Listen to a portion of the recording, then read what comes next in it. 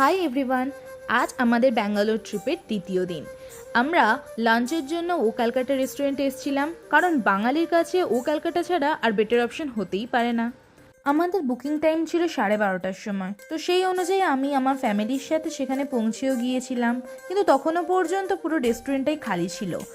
তারপরে আমাদের অর্ডার অনুযায়ী আমাদের কাছে চলে আসে আমপোড়ার শরবত, মোচার চপ, আর আসে my favourite fish fry.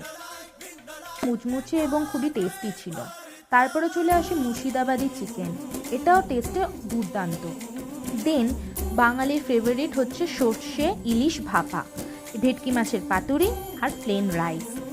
Next আসে আজকে সোস টপার প্রেশার কুকার মাটন কারি, যেটার টেস্ট এক কথায় বলা যায় অনবদ্য, যেটা খেতে আমার সাথে সাথে আমার পুরো ফ্যামিলিরই খুব সুন্দর লেগেছিল।